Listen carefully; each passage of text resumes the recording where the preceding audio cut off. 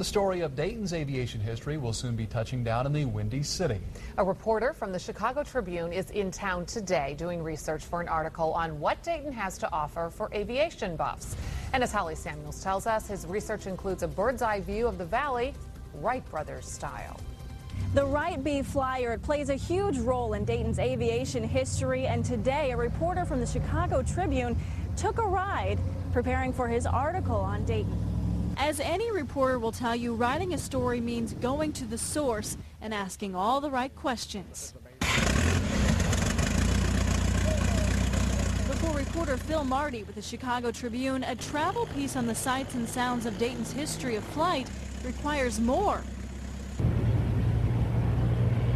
Really, it's a great feeling to feel the wind in your face, and I was grinning and laughing a lot because it's just a really very exhilarating experience, and to think, that this is how aviation began.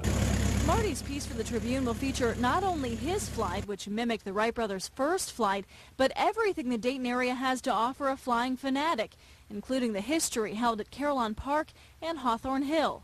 I think an awful lot of people don't realize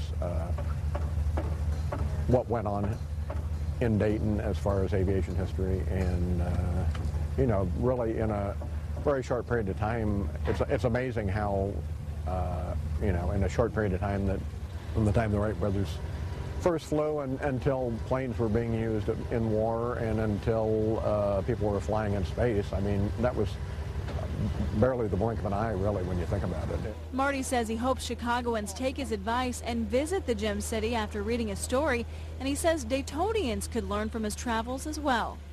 And I certainly hope the people that live in Dayton appreciate the history that they have here, and because they certainly should. Well, the article is expected out sometime in July, hopefully before the air show here in Dayton. At the home of the Wright B Flyer, I'm Holly Samuels, 2 News on your side.